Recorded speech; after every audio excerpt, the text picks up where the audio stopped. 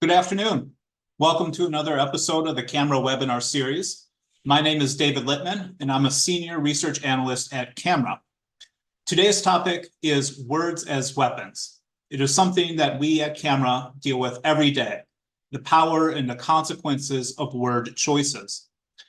Factual accuracy in media and education is not just about basic facts. It is also about how words are used. It is impossible to overstate just how much a subtle word can slant an entire story. It can be the ever-repeating misuse of terms like proportionality or indiscriminate, or it can be a CNN headline using the word released instead of rescued in relation to the 4 hostages brought home last week. And these problems don't just exist in the media. Camera on Campus, for example, has an entire program called Apartheid Week Exposed, educating students about the misuse of the term. We're also fighting this battle on social media. Just last month, Camera even made a submission to the Meta Oversight Board regarding the meaning of the phrase, from the river to the sea. We are thus incredibly lucky today to have with us the brilliant Dr. Einat Wilf, who has written extensively on this very subject. Dr. Wilf is a former member of the Knesset, who has emerged as one of the best expert analysts on Israel, foreign policy, and the conflict. Among numerous other books, she is the author of what is hands down my favorite book on the conflict, The War of Return. Whenever someone asks me about book recommendations in order to learn more about the conflict, The War of Return is always my first answer. It is hands down the single best book to explain the conflict.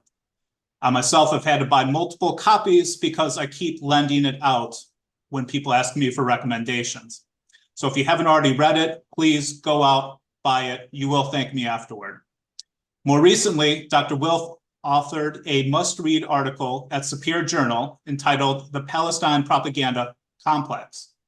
It exposes what she calls the placard strategy, which involves the misuse of words in order to associate Israel, Zionism, and the Jews with a litany of words that signify evil.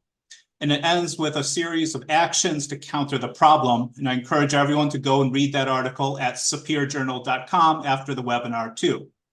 A quick note before I hand it over that we will be taking questions. So please feel free to post any questions that you may have in the Q&A box. And with that, I will hand it over to you, Dr. Wilf. Thank you so much for being here today. Thank you so much for this kind introduction and for these kind words, especially about the book and the essay. So we are at a war, and war is very physical, and it's odd in a way to talk about words when we are in the midst of something that is really so physical and literally a matter of life and death. But I want to argue that essentially the wars are about words. How they are being fought and how they are being won is about words. Already quite a few observers have noted that for quite a few centuries, if not millennia now, humanity is not fighting and not engaging in wars over specific resources. And it's fighting much more about identities and ideas. And in general, also, if we look at humanity, very few people are really psychopaths in the sense that they will kill for the joy of it, or that they have no sense of the meaning of killing. What wars are really fought, and humans do things and kill each other, is when they think that what they are doing is in the service of something good. No tank ever moves, no plane ever flies, if the person in there does not think that what they're doing is for something good. And there's actually no greater good in this world than the eradication of evil. That's it. By definition, if you want to do good, the eradication of evil is the greatest good you can do. And that is essentially what we are facing and what has been building for decades now. Jews in particular, we are aware of the importance of words. We are aware of the importance of ideas and how words and ideas can be dangerously weaponized, leading people to think that what they're about to do is indeed the greatest good. I think there was a rapper quite a few years ago who got into a lot of trouble for actually saying something quite obvious, that Hitler was certain that he was doing something good. And I remember at the time thinking, why did he get into so much trouble for that? He was literally saying one of the most obvious things out there, that even when people commit terrible things, they are actually doing so under the belief that they're doing good. And the precursor to people doing horrible things and thinking that they're good is the belief, one of them at least, is the belief that they are fighting against evil and that they are eradicating evil. And sometimes evil is just is, and you have to fight it. But sometimes it's actually not there, and then you have to create it, literally of thin air. And this is what the Jews know very intimately. The creation of Jews and later Zionism in Israel as ultimate evil, precisely because it wasn't, and therefore it had to be made as such. And the way that this process has been taking place for decades now is really by taking several key words and associating them with evil. Now, in the essay of Sapir, I talk about the mechanism by which it's done, and I go back all the way to Ahad Ha'am, who already wrote about this in an essay which he called Chatzi Nechama, half solace. And the half solace that he found was in the fact that Jews, who were then in the midst of emancipation, the glorious light of emancipation, they were being integrated into mainstream European society, the walls were coming down, and therefore Jews were much more exposed to what the general Christian European society was saying about them. And what Ahad Ha'am feared is that Jews would actually begin to believe what they're hearing, because he realized that the mechanism was actually quite simple. If people hear something again and again and again, and they hear it from all around them, then ultimately doubt begins to creep in. If everyone tells you you're terrible, then at one point you're wondering, am I? And this is what Ahad Ha'am, again, 150 years ago, was already concerned about. That emancipated Jews joining mainstream European Christian society were now hearing the secularized version of various blood libels. They were hearing from the general society about the evil qualities of the Jew. And he was deeply concerned that this will become their understanding of what being Jewish is. And where did he find half solace?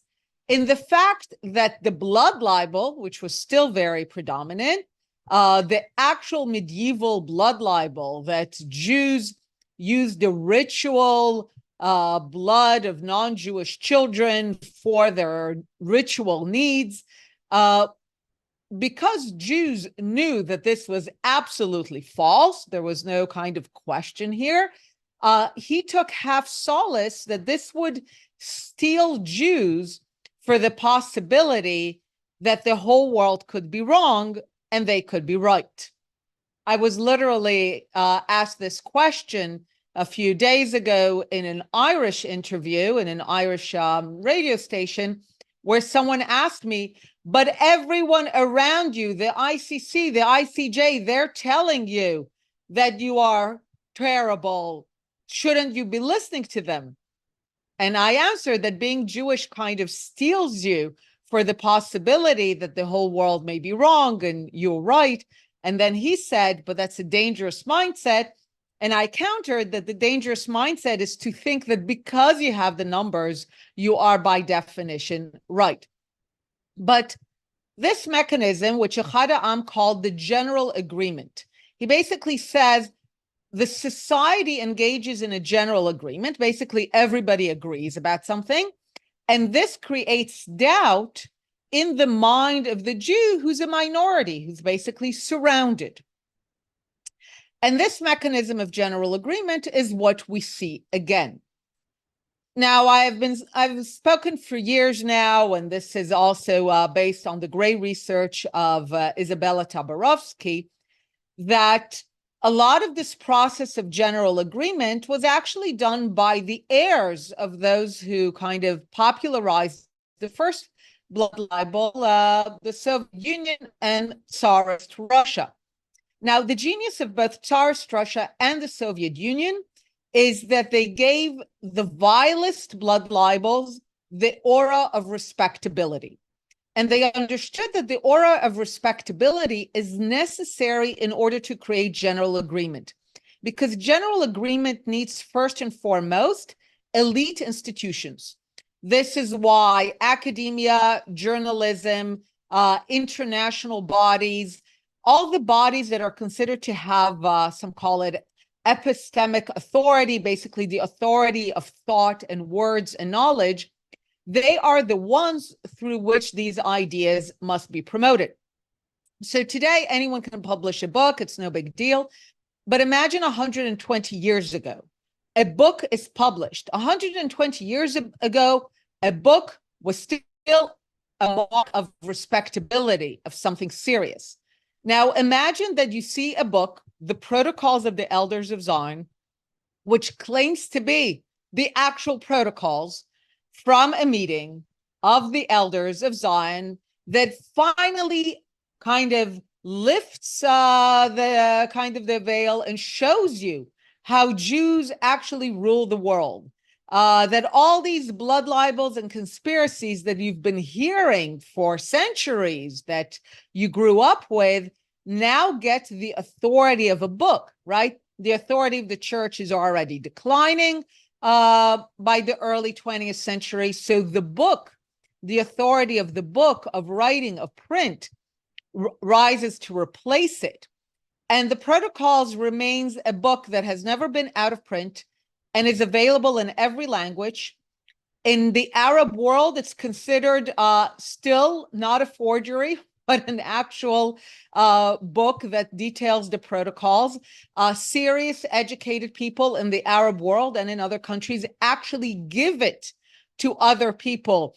You opened the introduction by saying that if people ask you what to read, you recommend my book. So in the Arab world, if people want to understand what goes on, the Protocols is considered one of the primary books in order to understand what goes on. This is the staying power that it has. So the Soviet Union, which replaced Tsarist Russia, actually took it to a whole different level. It kind of replaced the discredited anti-Semitism with the newly respectable anti-Zionism, and it went about to give it the respectability of academia. So you could get PhDs, you could get degrees in anti-Zionism, and it went about laundering the anti-Zionism through international bodies. And all of this was done by focusing on specific words. What were those words? Those words were, as I described in the placard strategy, they were the equation of Israel, Zionism, and the Star of David with words that were universally agreed as evil. Imperialism, colonialism, racism, apartheid. Then it escalates into Nazism, genocide. None of these words are new. If you're in America, this shows you how inventive and localized the placard strategy can be. They will say white supremacy. And the brilliance of the placard strategy is that it gets laundered through respectable institutions in order to create general agreement. Zionism is racism is exactly demonstrates this. the UN resolution from 1975 is one of the shortest, if not the shortest, of the UN. It's literally a placard resolution. Hereby resolves that Zionism is a form of racism. That's it. That's the resolution. Now, why does it happen? It happens because the UN, a few years earlier, agreed that it is resolved to fight racism. So what you have is the United Nations are united in their agreement that racism is bad. So as soon as the Soviet Union and the Arab world begin to enjoy an automatic majority in the General Assembly, they bring this resolution basically creating the aura of respectability and general agreement. The UN says that Zionism is racism. This gives it the aura of respectability. This gives it the flavor of general agreement, and thereby the onslaught can then continue. And even though the Soviet Union doesn't exist anymore, the playbook continues. South Africa bringing the charge of genocide to the ICJ is literally a page out of this playbook. And once you have that, then people who are in elite institutions like universities, journalism, they can feel comfortable saying words like Israel's committing genocide because as far as they're concerned, this has respectability. This has the imprint of international bodies. They're not going to go into like the details. What matters is that this now was laundered through an international body. Nobody cares about how these things work. That's how powerful it is. And then it becomes respectable, and everyone in those institutions feels that they can say so. And of course, the genius of the placard strategy is its repetition. It's like a nursery rhyme. It's the combination of the general agreement that Ahad Ha'am recognized, so it's an onslaught. It's from every direction. Human rights organizations, academia, international bodies, social media, general media, just the streets. You get it all the time. You are exposed to it all the time. So just like Ahad Ha'am noted, at one point you're saying, maybe, maybe it's true. Maybe there's some truth to it. Maybe we are that evil.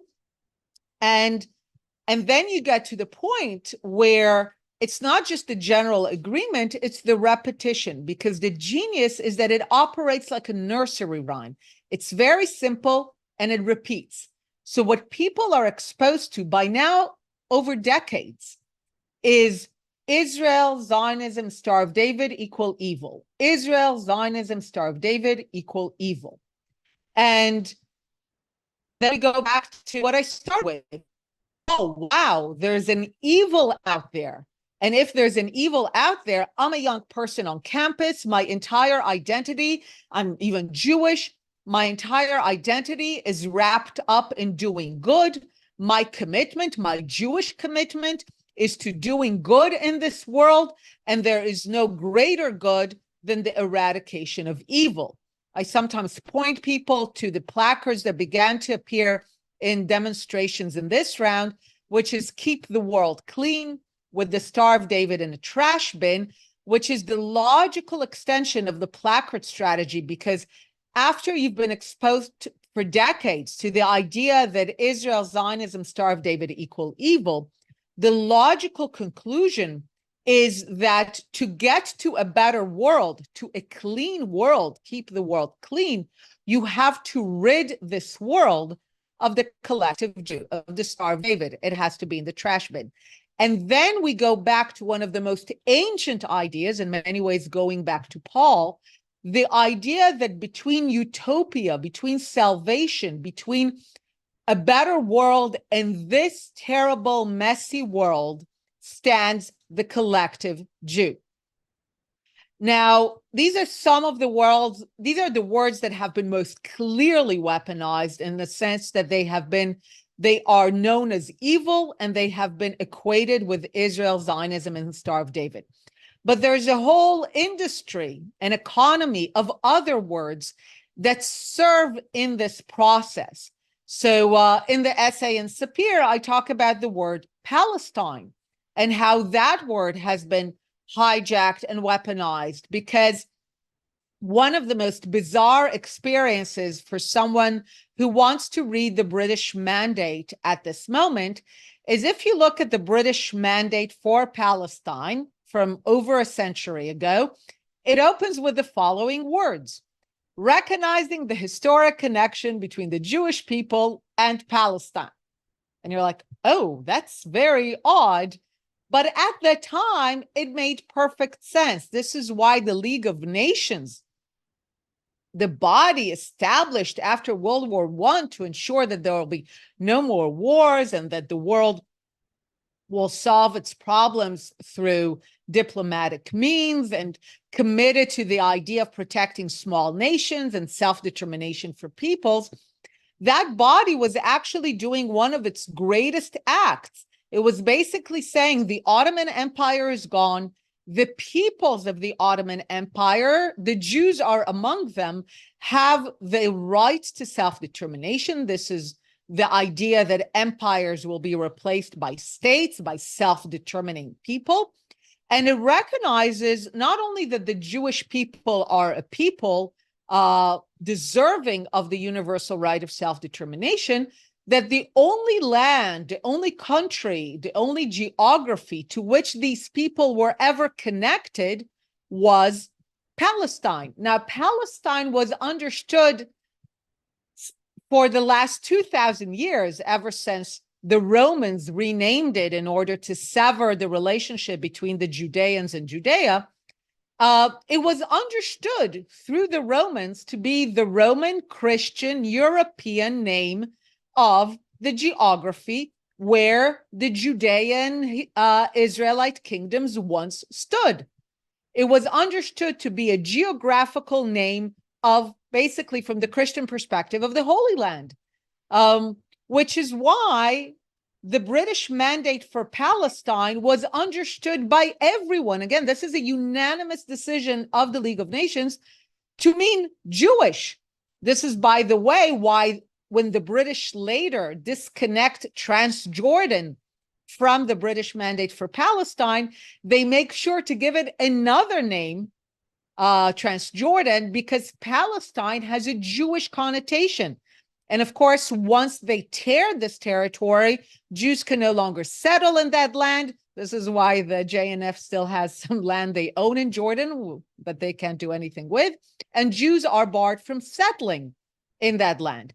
And then the second phrase is, after the League of Nations recognizes the historic connection between the Jewish people and Palestine, essentially the geographical name of their historical land, they go on to say, and this is the grounds for them reconstituting, they're saying reconstituting their homeland. So it's understood that by the Jews building their homeland in Palestine, they are rebuilding a homeland. They are rebuilding a state, because this is the land and the geography to which they were connected.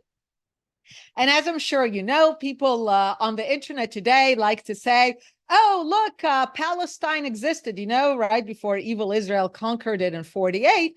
And then they bring you those like images of the Palestine football team.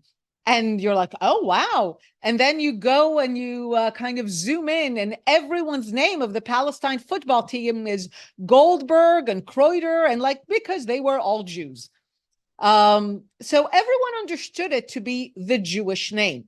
Now, when Israel declares independence, it actually does what every self-respecting people did at that moment when they were finally freed from colonial rule, right? Finally, the Jews have independence. British colonial rule, like interim mandate colonial rule, is over. The Ottoman rule is over. All other empires are gone. The Jews are finally sovereign. So what they do is they name themselves. This is the first act of sovereignty for all nations emerging from the colonial era. The Gold Coast becomes Ghana, right? You now call yourself by your indigenous cultural historical name. So we call ourselves Israel, right? That's the historic culture. And now the name Palestine is kind of left there to languish. And the Arabs basically over time hijacked this name with the help of the very sophisticated Soviets to really create a Palestinian identity that is very much the negation of Zionism. And the idea of Palestine is then hijacked to still maintain the same notion that this is the land of one indigenous people, but this time the claim is that these are the Arabs. Now, you know, sometimes people are angry at me. Why do you call them Palestinians? You know, it's a hijacked name. And I've increasingly actually come to claim that that's why it's the perfect name. Because once you scratch under the surface, to be a Palestinian people is to literally project to the world, or at least to anyone who bothers to learn, that you have hijacked this name in order to negate the right of the people who actually had a historical connection to this land. But of course, most people don't delve deeply into the history. And this hijacking has been very successful because once you create the idea that Palestine is the exclusive Arab territory, you can then go back to projecting the Jews as foreigners, interlopers, white Europeans, settler colonialists, all of these other, we go back to the placard strategy. It's much easier to say Zionism is colonialism, Zionism is racism, Zionism is imperialism, when you have hijacked the word Palestine. I, of course, wrote a whole book on why the word refugee makes no sense. You know, we just talked about a massive operation to save our hostages, to liberate them, to rescue them from a refugee camp where no one's a refugee and it's not a camp. So again, two words which have deep meanings, but not related to reality. And my colleague, Dr. Shani Moore, wrote a beautiful essay a few months ago, I think called A Special Dictionary for Israel, in which he also goes through words like occupation, the way that the word occupation was made to be devoid of any legal meaning in order to continue to claim that Israel was occupying Gaza after it left it completely. You know, I was in the government with labor, with Shimon Peres, when the disengagement was carried out. And I remember when Sharon decided that we're getting out of the border with Egypt, with the Philadelphia corridor, we're taking out everyone and everything, the people, the graves, his thinking was, we're going to leave them, the Gazans, no excuse. And what he underestimated is the ability of the Palestinians and their global collaborators to come up with new excuses. And one of them was to keep arguing that Israel still occupies Gaza, again, devoiding the word occupation of any sense. One of the primary senses of occupation is having effective control, which we clearly did not have. And then people just create all these bizarre contortions in order to claim that Israel's occupying Gaza, because otherwise Palestinians would have to be held accountable. So this is the entire economy of words that make no sense. The specific words of the placard strategy are the ones that are most weaponized, but they rest on this whole economy of words like occupation, Palestine, refugee. And like I said, the reason that the implications are so dramatic is that at the end of the day, like I said, most people are not psychopaths. They will engage in the most brutal acts. We see that right now by all means necessary if they are led to believe that there is such a great evil out there that all means are necessary in order to keep the world clean. So let me stop here, and I'll be happy to take any questions or comments. Well, thank you so much. That was an absolutely wonderful explanation of all these issues. I'm going to jump in. We have a bunch of questions, of course, popping in, but I'm going to abuse my moderator's power and ask the first couple of questions. And the first question I have is, I want to talk about a couple concepts that were raised in your article at Superior Journal, which again, it was called the Palestine Propaganda Complex, for those who have been asking. In it, you discuss the Brandolini's law about the bullshit asymmetry principle. And you also talk in your recommendations about your program of action, so to speak, about the need for steel, steel oneself. And I've come across this less since October 7th, but I've often come across this attitude of why bother? The task is too big, the bias is too deep, there are far more anti-Semites than there are Jews, and it's so much easier for them to slander us than it is for us to correct the record. What would you tell someone with this attitude, and how can Jews and Zionists and our friends around the world properly steel ourselves for such an enormous and difficult fight? I would begin by saying that I empathize. One of the reasons that I mentioned that the Brandolini principle, also known as the bullshit asymmetry principle, was coined by an Italian programmer about 10 years ago when he began to see the nature of the conversation on the internet. And he basically said that the amount of effort required to refute or counter bullshit is, I would add, at least an order of magnitude greater than the amount necessary to produce it. And I said, when I read it first, I was like, oh, that's the Jewish condition. They are essentially, sometimes I call it the Jewish tax, because imagine what the Jews would do if they didn't have to spend so much of our best people, our time, our efforts, our resources, and countering that bullshit. So I sometimes look at it as a tax on our people that we have to spend so much time countering it. So first of all, I empathize. It's exhausting. I mean, this has been my life's work, and I have my moments of sheer exhaustion and desperation. So first, I empathize. But the reason that we can't just walk away, and as you know, I've been writing and speaking about this for years, and for years I've also been speaking about the notion that you can walk away from it. Because I talked about the dynamic of our enemies is essentially relentless. It's a bullying dynamic that never stops. I described it as a pound of flesh dynamic that puts just relentless pressure on Jews to constantly renounce in escalating ways everything that makes them Jewish. And by the way, it works through the placard strategy. Jews could be, many, many years ago, Jews could get away with, leave me alone, I don't care about Israel. But we're not in that place now. You are demanded to show where you stand. And it's not enough to say, look, I really don't like Bibi.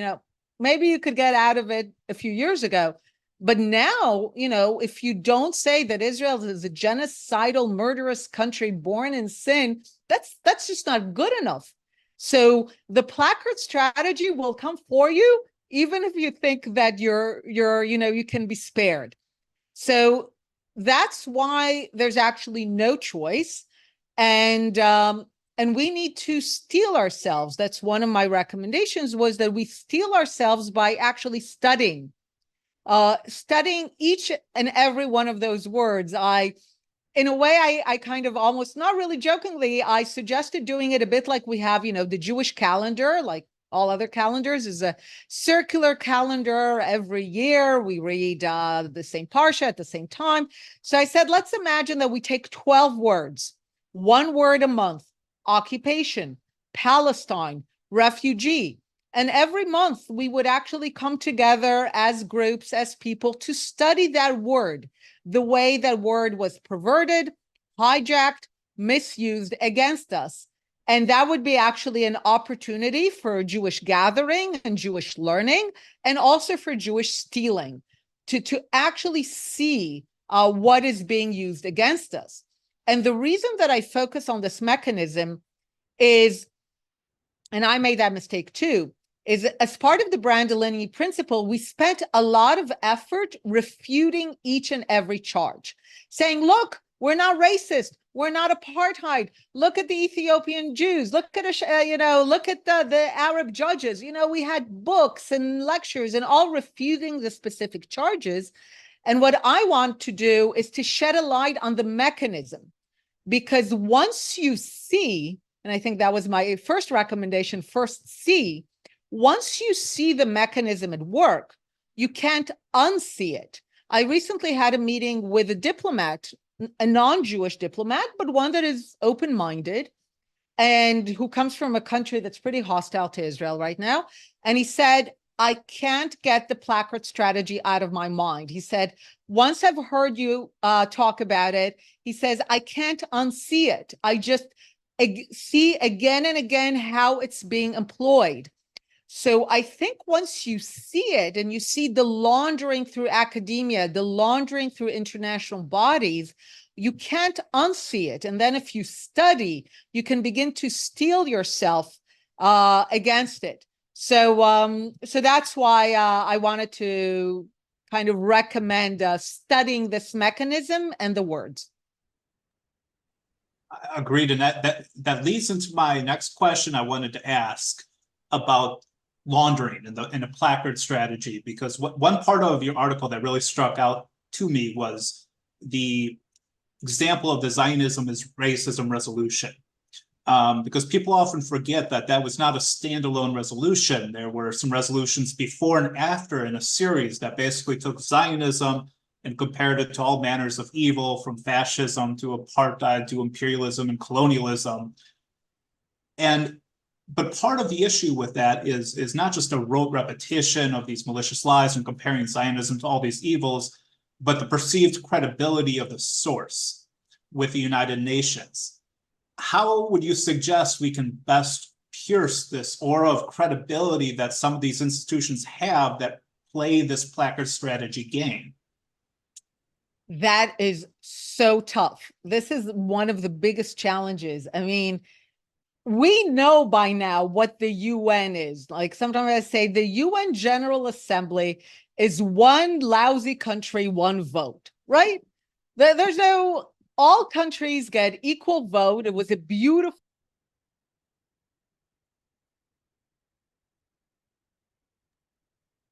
We appear to have lost audio.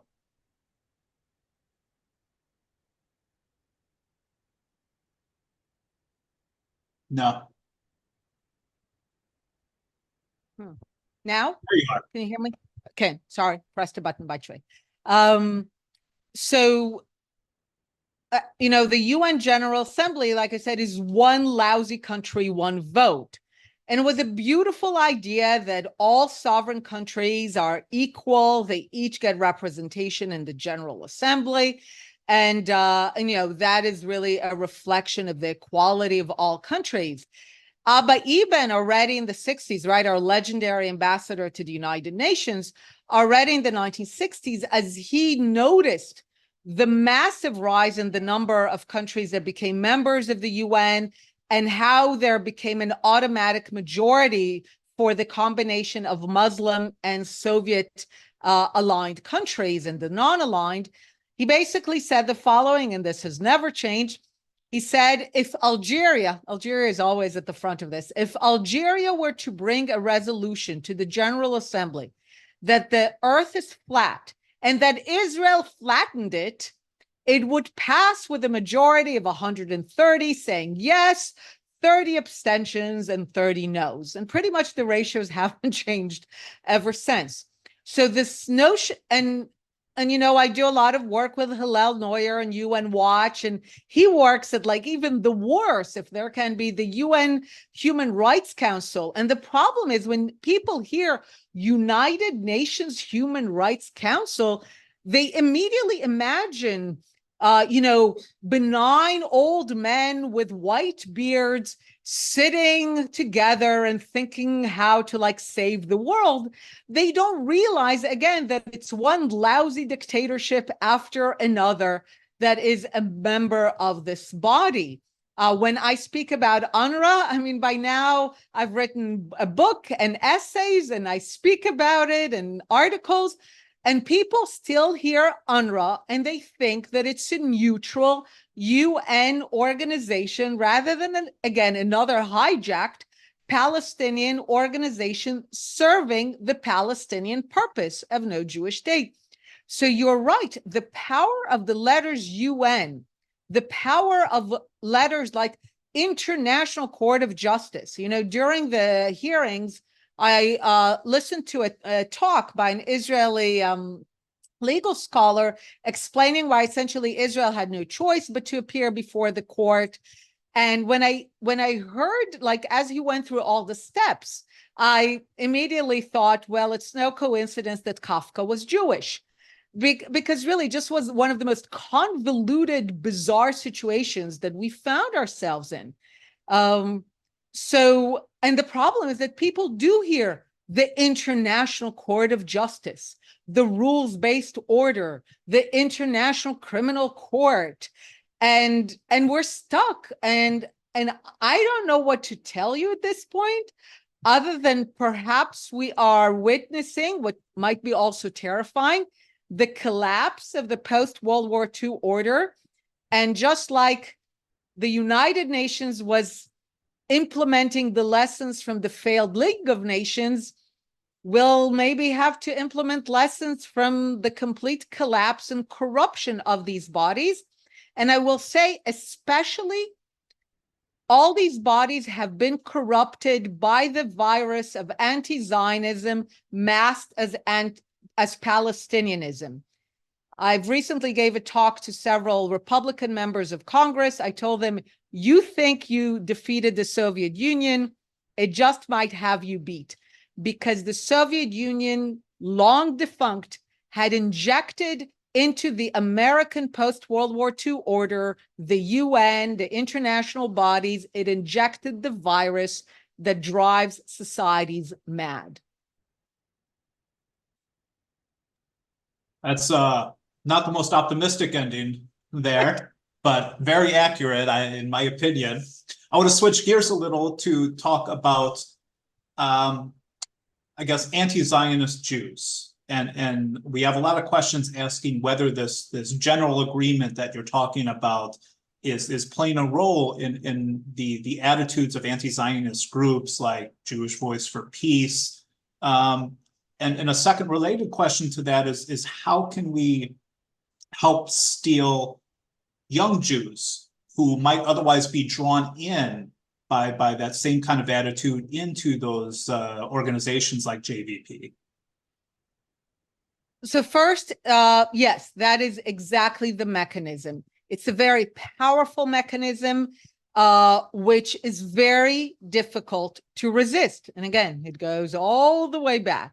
The notion that Jews, in order to be accepted as the price of acceptance, essentially have to mutilate their identity until they are no longer recognized as Jews or until they're no longer alive. And this is what I call the pound of flesh dynamic, where, and for many years, I described it precisely through organizations. When I went to study in the US in the 90s, I was active in AIPAC. These are the 90s. I'm supporter of two states. I'm part of the left wing, supporter of two states, but I go to AIPAC conferences. That was a way that you could be in the 90s. And then you had the emergence of J Street. And then it was J Street U. And then I remember, if not now, I remember the first time that some parents came to me at an AIPAC conference and they said, we're in here listening to you, but our children are out there with if not now signs. And then it became Jewish Voices for Peace. And today, if you're not the militant co-chair of Students for Justice in Palestine, you're just not a good enough Jew. So this is the escalating dynamic by which Jews have constantly need to clear higher and higher bars or to give more and more pounds of flesh as the price of acceptance. So this dynamic is powerful and relentless. And in that sense, I have a lot of empathy, sympathy for those who succumb to it. In my experience, when do people snap out of it? there's almost no way that you can educate them out of it. In my experience, every time that I've worked with young people who kind of emerged from that dynamic, they each had a specific moment, a case, because this is a bullying dynamic where they basically kind of realized, just a moment, this will never end, right? And this is very personal and visceral, and you can't engineer it.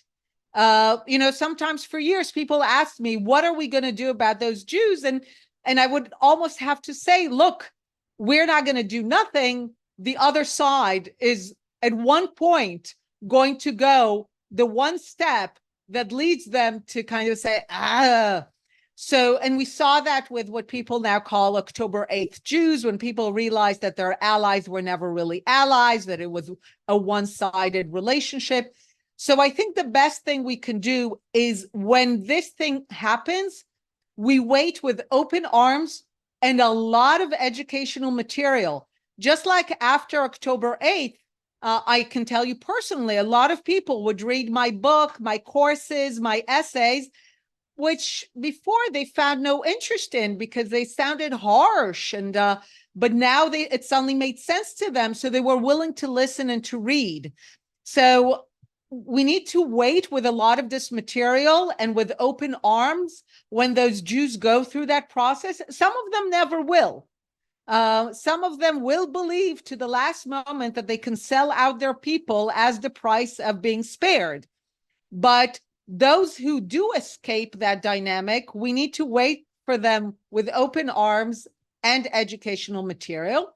That's one side of it. And the other side, of course, is the ongoing stealing and education for what's going on. And in my experience, there's really nothing better than just good, serious education. I can assure you that at this point, I've spent my life, I've written about it, I'm pretty inoculated. I can see how this plays out. So we just need to think of it as a form of inoculation.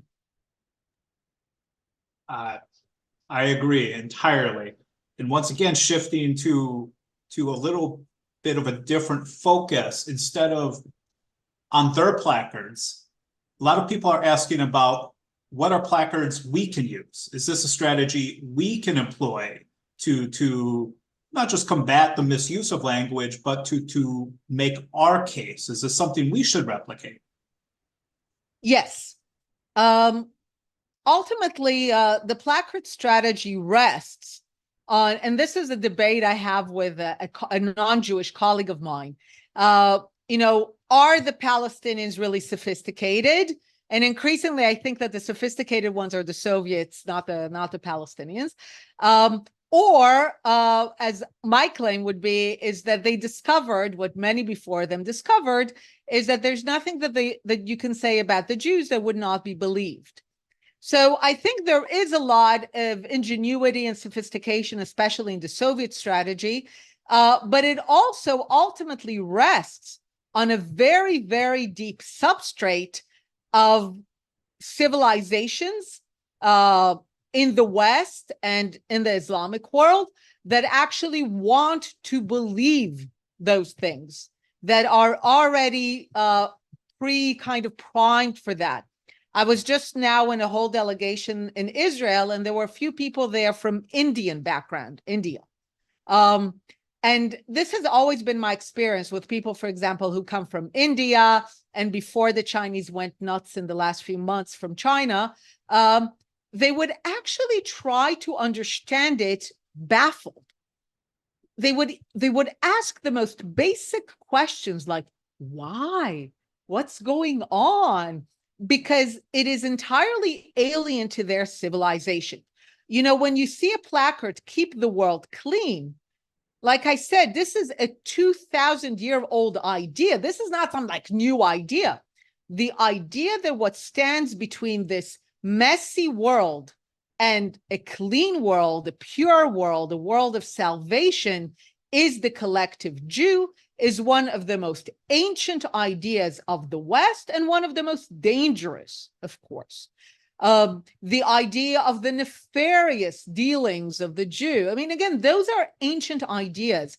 You only need to say children in Gaza, baby killers, in order to tap into centuries and millennia of the idea that Jews kill non-Jewish children for ritual purposes, that they, like, there's something that is enjoyable, necessary to who they are.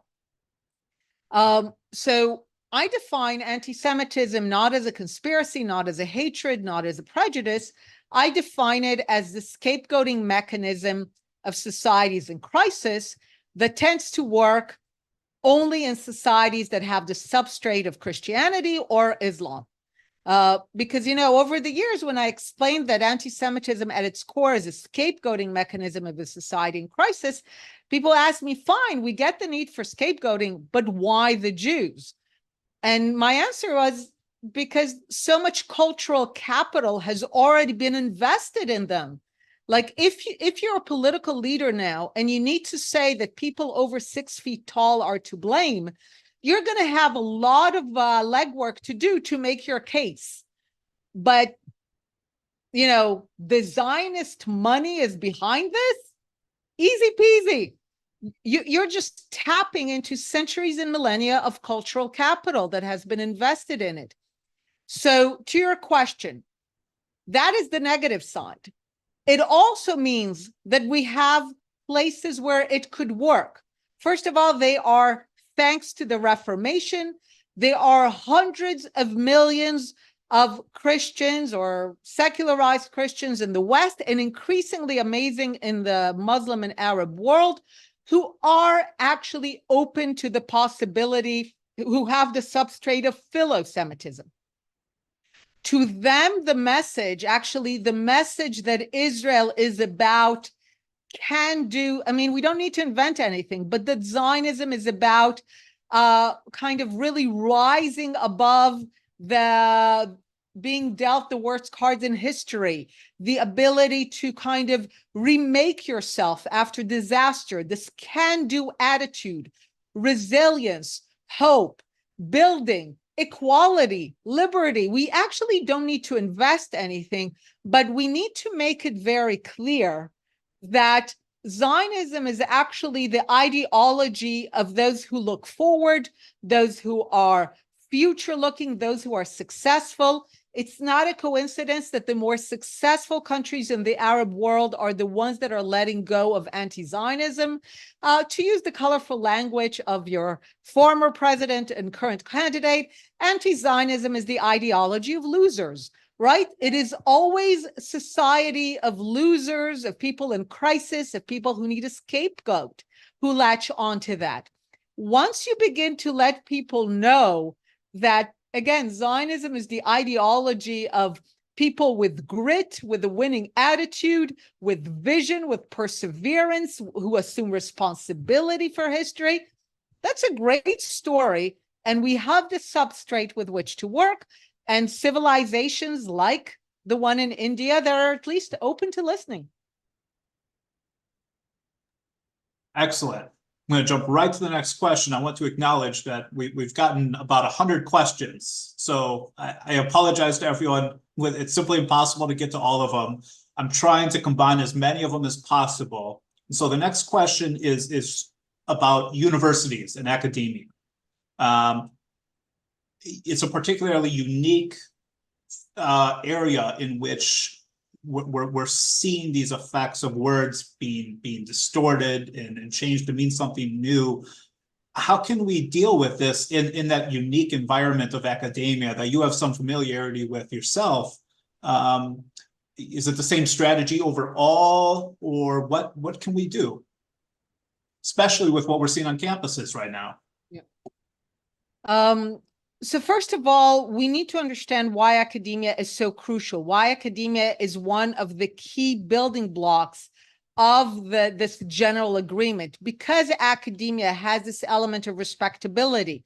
And that's why Harvard, Yale, Princeton, those are the places that are targeted, because those are the names that again, you have hundreds of years of invested cultural capital that you're not going to get rid of. I mean, yeah, there has been a destruction of some cultural capital in the last few years, but it's still Harvard, it's still Yale, it's still Princeton, you know.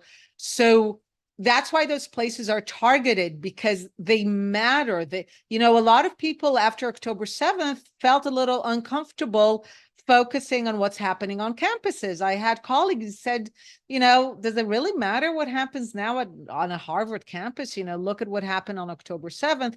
But my argument was absolutely, this is one of the key nodes where people's minds are shaped. And again, people's minds are shaped to believe that there's an evil out there that must be eradicated by all means necessary. That's the dangerous idea, that between us and salvation stands the collective Jew. That is the most dangerous idea, certainly in Jewish history. So that's why the academia matters, and matters greatly. What I will say is this: I'm not sure that we have time for a reverse strategy. I was approached, for example, by a group of people who are in media and marketing and PR, and they want to now think 25 years forward. Like, you know, how do we reverse the narrative for the next 25 years? Because, you know, everyone knows that this changed in the last 25 years, so let's reverse it in the next 25 years. And what I told them is, I'm not sure we have time, because, and you told me that I'm saying some things that are dark, but I can't escape it. You know, I'm a student of history. I look at where the rise of anti-Zionism under the cover of Palestinianism always leads. I've written, spoken about it in a few places, that regardless of, you know, the splitting hairs theoretical debate of whether anti-Zionism is anti-Semitism, the historical fact is that whenever anti-Zionism rose to become the dominant ideology of a place, ultimately it became hostile to Jewish life, as people were protesting that they love Jews, and ultimately no Jews were left. And it's from the Arab world to Iran, to the Soviet Union, to Venezuela, to Jeremy Corbyn's Labour Party, to Poland in '68, and American campuses now. So I'm not sure we have a comfortable 25 years to reverse this ideology. I think this is a moment where we kind of need to marshal the troops and to have a policy that is much sharper. Sometimes people ask me, what's the organization that, you know, who's doing something right now? And my answer is right now it's AIPAC. Because I don't know if you're aware, about 2 years ago, AIPAC used to have this notion that they either have current friends and future friends, or current friends and potential friends, that, you know, through education, everyone can become a friend and supporter of Israel. And that worked for a long time. And then they were smart enough to notice pretty early compared to everybody else, that we're living in a different environment where if some people make it to Congress, they're not potential friends of Israel. They are diehard enemies. And thereby they understood, especially with a more gerrymandered America, that they need to prevent those people from making it to Congress through the primaries of their, typically the Democratic Party. But and they understood that that's it. They just have to prevent them from coming anywhere close to levers of power. And AIPAC is focused on Congress, but I feel that right now we might need to be much clearer about the fact that, yeah, some professors need to be let go. Some people, you know, we've become so, deplatforming free speech. No, this is actually dangerous. And we, I think, need to go to a real battle here where we make it clear that some people cannot come anywhere close to teaching students, to having impact. This is what countries like the UAE and others did when they were fighting Islamism. And they're the ones, by the way, that are telling the West, that are telling Europe, they're like, guys, you're facing a different threat. These are people that have to be removed from any ability to impact young minds. So yeah, I think it's time for a much more gloves off approach. That I can agree with 100%. Unfortunately, we've run out of time and there are many questions. But I want to thank you for attending today, and I want to thank everybody for all the many wonderful questions we didn't have time to get through. Please feel free to send them to camera, and we will continue to look through them and respond where we can. Once again, I encourage everyone to go and buy Dr. Wilf's book, The War of Return, which again is the single best book on the conflict, in my opinion. And the article that formed the basis of much of today's conversation is called The Palestine Propaganda Complex, which you can find at sapirjournal.com, SAPIR journal.com. For those who have become more motivated to join the fight, we encourage you to join our international team of activists who help us respond to media bias. You can sign up at camera.org by hovering over the media activism tab and clicking the join email team. You can also, of course, support our work by going to our website and clicking on the donate button. So once again, thank you all for being here, and I hope you all have a wonderful rest of your day.